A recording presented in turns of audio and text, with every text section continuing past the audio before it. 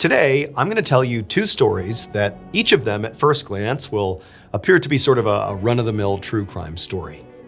But they are not.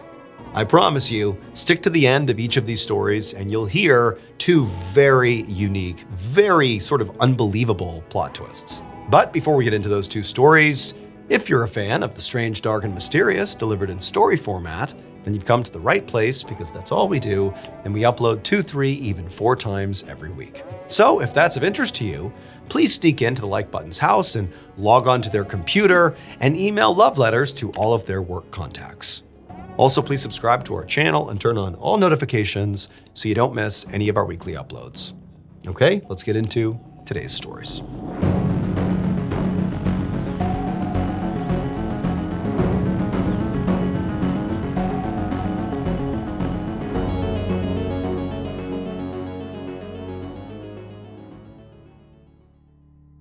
On the afternoon of April 25th, 2007, a 25-year-old police officer named Martin Arnold and his partner Michelle sat in their police cruiser in the parking lot of a public park in Heilbronn, Germany.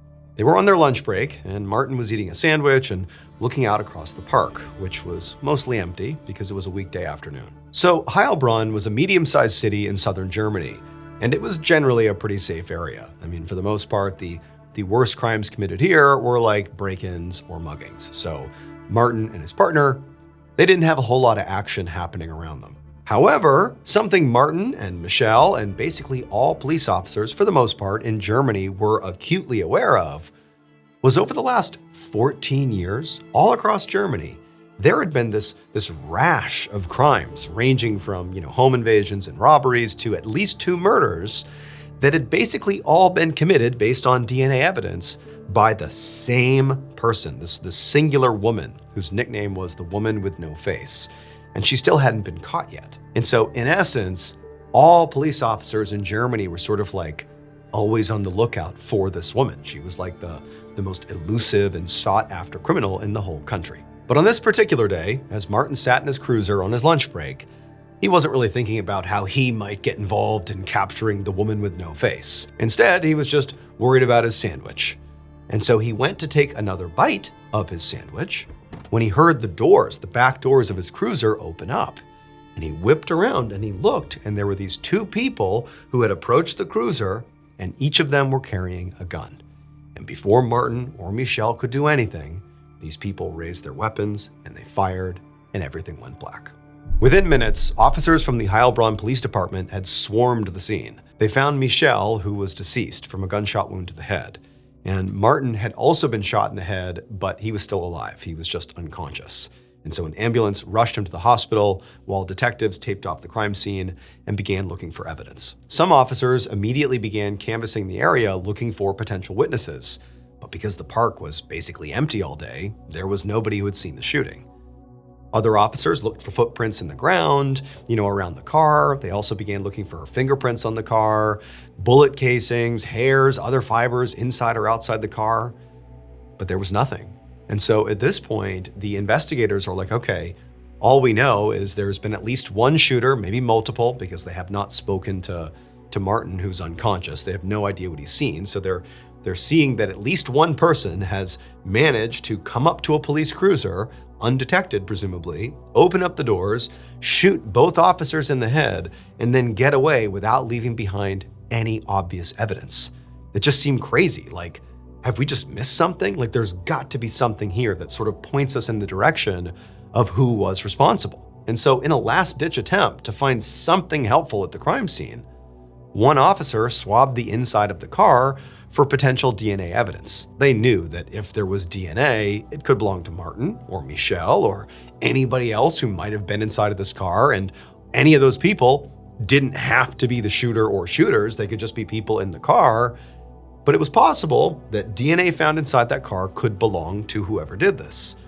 However, they wouldn't know about this DNA sample until the crime lab analyzed the swabs, and that could take a really long time. But it was certainly worth it.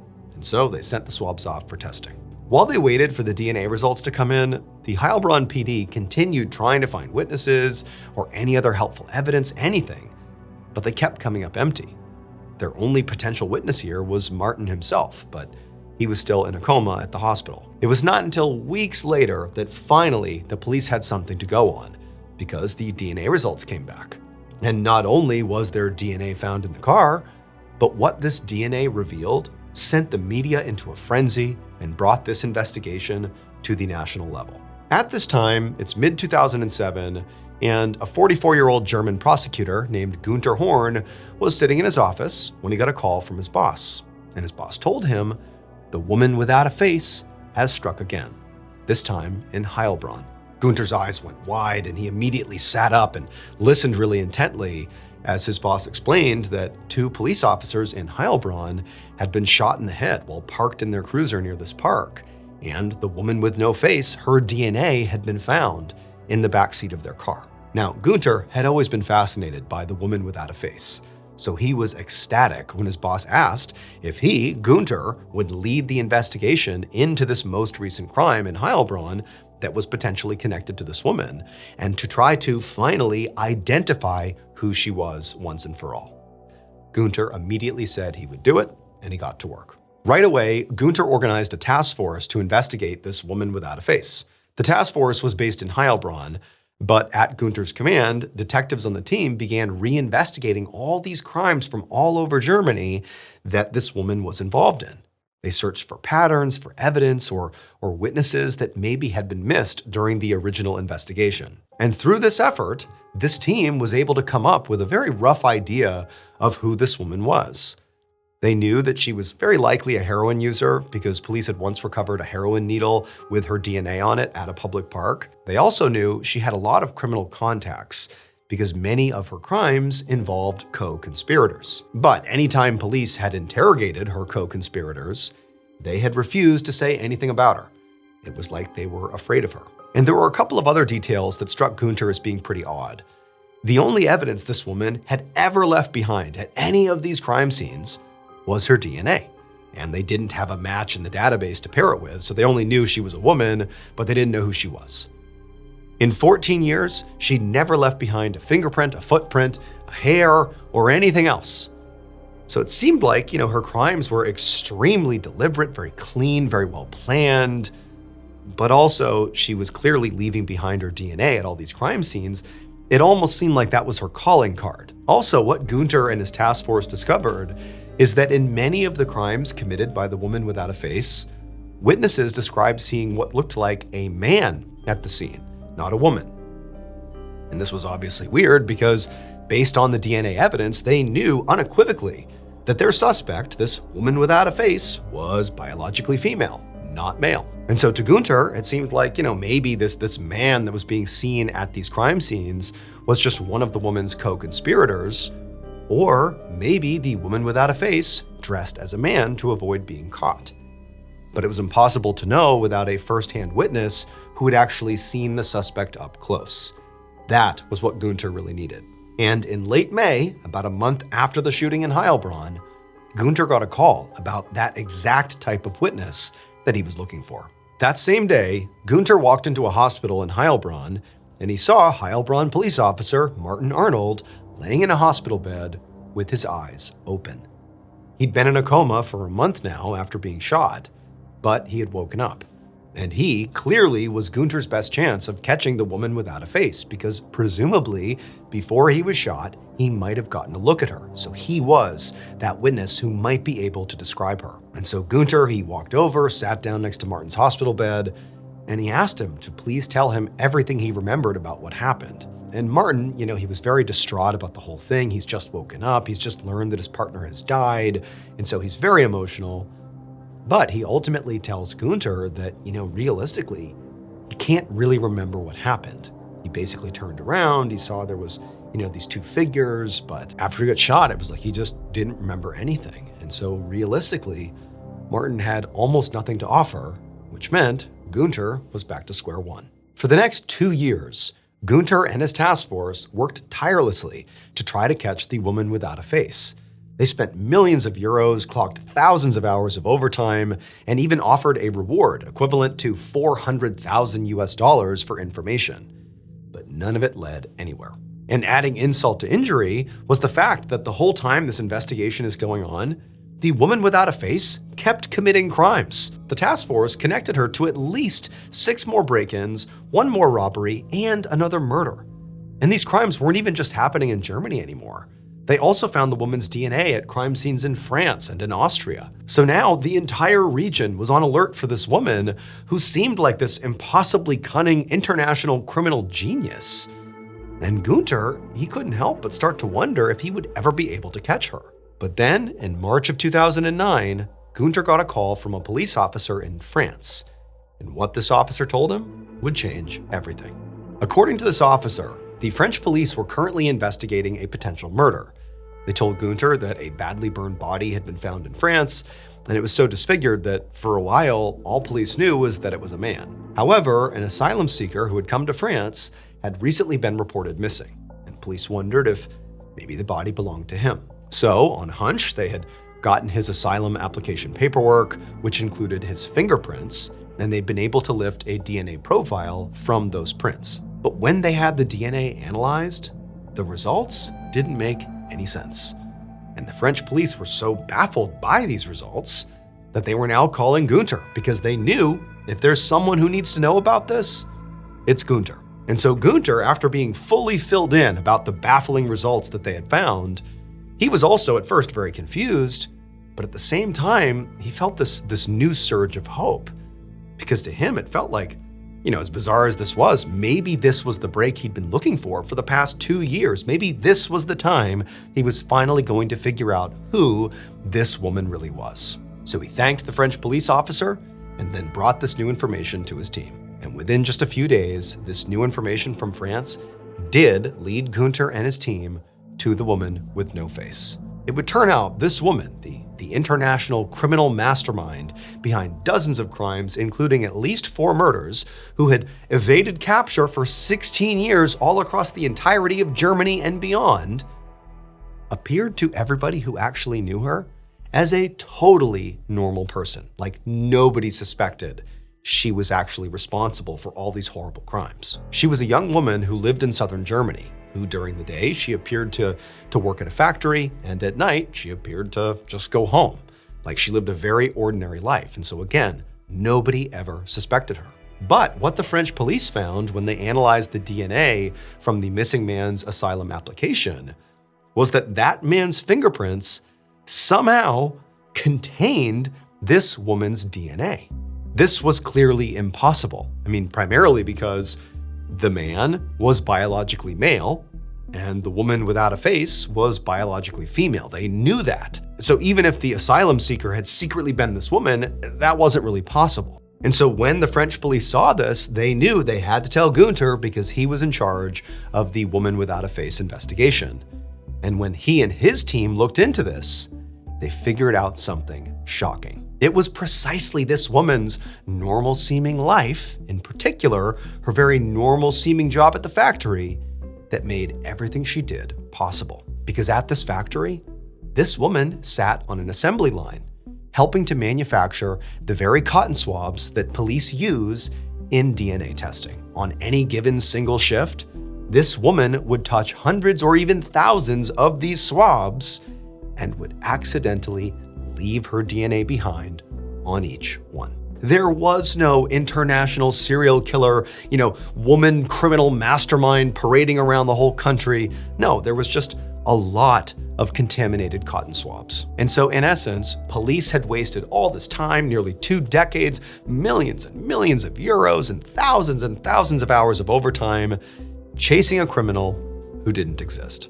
It was later determined that the police officer Martin Arnold and his partner Michelle were shot by 2 members of a neo-Nazi group. However, many of the other murders previously attributed to the woman without a face are still unsolved, primarily because police spent so long chasing the wrong suspect. Today, the case of the woman without a face is considered one of the biggest embarrassments in German police history.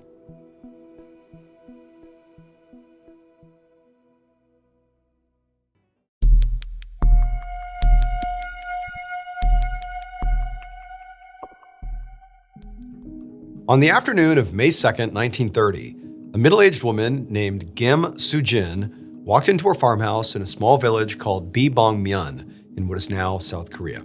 She had spent the whole day working outside on her farm, and now all she wanted to do was grab some water, sit down, and finally just rest for a second. But before she could do any of that, she heard a knock at her door. And even though she was exhausted, the sound of this knock actually sort of energized her, because she was pretty sure that her 16-year-old son, Bok Chung-soo, had finally come home. So Soo-jin and her son ran this farm together, just the two of them. And they really barely made any money doing it. In fact, a lot of the time, they didn't even grow enough food to feed themselves. So, to try to make ends meet, Soo-jin's son had recently started a full-time job at an inn in town, and he also frequently did odd jobs in the village for extra cash. The problem was, Soo-jin's son would sometimes go straight from his job at the inn to one of those odd jobs, and he didn't always have time to stop by to tell his mother where he was going first.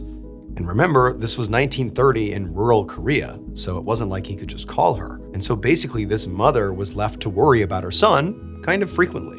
And over the past 6 days, that is all Soo-jin did, because she had not seen or heard from her son at all. And even though he did go, days at a time in the past, doing these different odd jobs, this stretch was a pretty long time for him to be gone. But she told herself what must have happened is he must have found work with a family who was, having him work and live with them full time. That this was just a great opportunity and he had taken it, and surely he would be home soon. And now it seemed like maybe, just maybe, he was home. So Soo-jin, she rushed to the front door, she opened it up, and the smile on her face faded immediately, because it was not her son standing at the door. Instead, it was 2 police officers. And the first thing they asked her was if she knew of any teenage boys who were missing from the village. And Soo-jin told them that, she had a son of her own who was a teenager. He was 16. And the reality is she didn't know where he was, and he'd been gone for the past week. But don't worry, he wasn't missing. He was very likely just working for a family somewhere, and he'd be home soon. But after she said this, the police looked at Soo-jin with clear pity on their faces and told her they were so sorry, but they were nearly certain that her son had been murdered. Soo-jin just stared at them in shock and disbelief as they told her that a few days ago, during the time her son was gone, a teenage boy's body had been found on a nearby mountain. An autopsy showed he'd been beaten and strangled to death. And for the last couple of days, the police had been traveling all over the village, interviewing people and trying to figure out who this boy was. And based on everything they'd learned so far, Soo-jin's son was actually the only teenager in the area who wasn't accounted for. But hearing all of this, Soo-jin did not think this could be true. Her son stayed out of trouble and worked really hard. She couldn't imagine why anybody would want to hurt him. So she just told the police, this has got to be a mistake. But the police didn't seem to think so. They just said that they needed her to come to the local hospital morgue to identify the body. A little while later, Soo-jin arrived at the hospital with the 2 police officers. And as they led her through the entrance, down a few hallways, and towards the morgue, she kept telling herself that her son was okay, he was still alive, and this really has to be some sort of horrible mistake. It has to be. But the second she actually walked into the morgue and saw the body lying on the table, her eyes welled up with tears because she knew it was her son. And to Soo-jin, this moment felt like leaving real life and entering a nightmare. Her son's face and body were covered in bruises and wounds, and he was very clearly decomposing. It was just awful to see. But as this mother is sort of just staring down at basically a parent's worst nightmare here, she noticed something strange. She turned to the police officers and she told them that this was her son, definitely. But the clothes he was wearing were actually not his. And for some reason, to Soo-jin, the clothes thing felt very important. So she started rattling off ideas for, where they could have come from. It was like her brain suddenly became fixated on this one aspect to avoid touching on the trauma of losing her son. She began telling them that, maybe the family he was working for let him borrow them, or maybe he bought them without her knowing, or maybe whoever killed him dressed him up for some reason. But when she said that last part, it was like all at once, the reality of her son being dead just came crashing down on her. She started shaking, and before she knew it, she had collapsed onto the floor and was sobbing hysterically. Less than a week later, Soo-jin was sitting in her farmhouse, staring out her front window in a daze, when she saw the police walking towards her house again. Over the past few days, she hadn't heard any updates about her son's case, so she'd just been at the farmhouse all alone, trying to make sense of his death. But now, Soo-jin sees these officers, and so she She goes right outside and she meets them and she asks them, like, do you have news for me about what happened to my son? And they tell her that she was likely going to have to sit down to hear this. Soo-jin figured it couldn't be worse than finding out your son's been murdered, so she said, okay, let's go inside. And so they went inside the farmhouse, they sat down, and then the police told her that they figured out who had killed her son. They told her they had not one, but two people in jail right now who had both issued full confessions. Both of these suspects were people that Soo-jin's son, Chung-soo, had worked with at the inn in town. One of them was a young man and one was a young woman. And apparently, Chung-soo had gotten involved in the woman's personal life. She was having an affair with a married man, but was planning to run away with a different man from the village soon. And Chung-soo had told the married man about it. When the woman found out that Chung-soo had done that, she was furious. So furious that she conspired with her co-worker, the young man, the other suspect, to lure Chung-soo out to the mountains under the guise of gathering wild vegetables. And then when they got there, the man and the woman beat up Chung-soo and then strangled him to death. This had all happened on the first night that Chung-soo had left the farmhouse. So over that 6-day period, he pretty much went out and immediately was killed. And so over those 6 days, he was never, living with a family and working for them. He was just dead on the mountain the whole time. The police told Soo-jin that they had charged both suspects with murder. But after hearing all this, Soo-jin still had one question. What about her son's clothes? Was there anything in the suspect's confessions about that? But the police just shook their heads, no, and said the clothes didn't really seem relevant to the case anyway. And this time, even though Soo-jin, did feel like the clothes have to mean something, she didn't argue or even, try to come up with other theories about the clothes.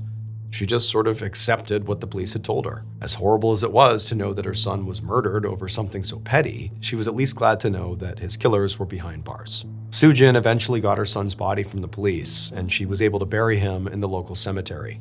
And then after that, she did her best to try to move on, but she never could.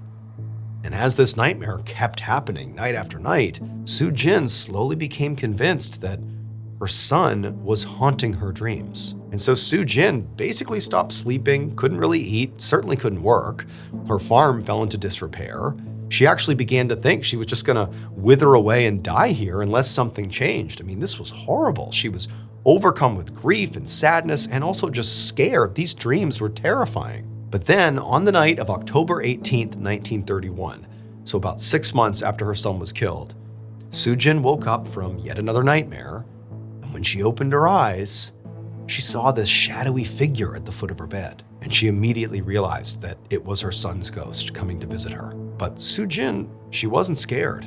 She actually felt tears welling up in her eyes, and she actually just began speaking. She told the ghost, I love you, but you have to move on. You have to rest in peace now. You have to. Now, Soo-jin really didn't know what she expected to happen here when she began speaking to the ghost.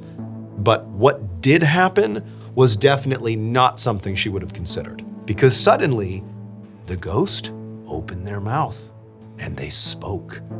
And what the ghost said changed everything. It would turn out Chung-soo, Soo-jin's son, had been viciously attacked by that man and woman up on the mountain. They really had beaten and strangled him and left him for dead. But he didn't die. He survived the attack. And when he came to, he fled the area because he was fearful if he went back home, they would finish the job. They would attack him and kill him. So he didn't have a chance to tell his mom that he was basically on the run. And so for 6 months, he's living in random towns, doing odd jobs to survive. But eventually, 6 months in, he misses his mom, he misses home, and he goes back and he walks into a room in the middle of the night. He is the ghost. And when she said to him, you need to rest in peace now, he just says to his mom, I'm not dead. And he was just being honest. I'm here, I'm back, I survived.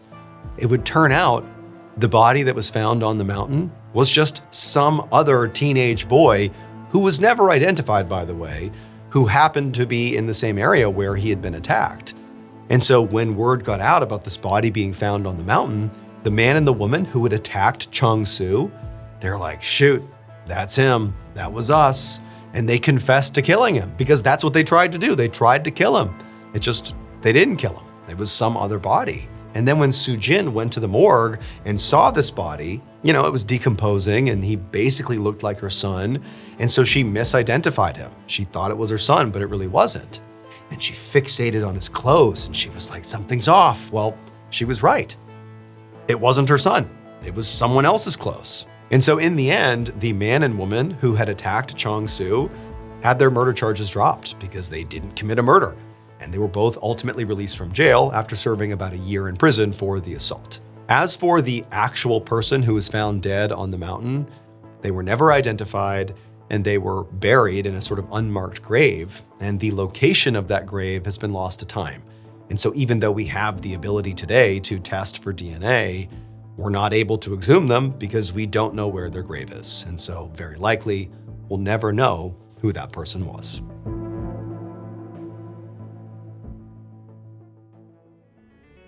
Thank you so much for watching. Let me know what you thought of today's episode in the comments. And remember, we have hundreds of videos for you to binge right now. But if you're looking for a recommendation from me of that one video that's worth your time, well, it's this one right here. So give it a watch. All right, until next time, see ya.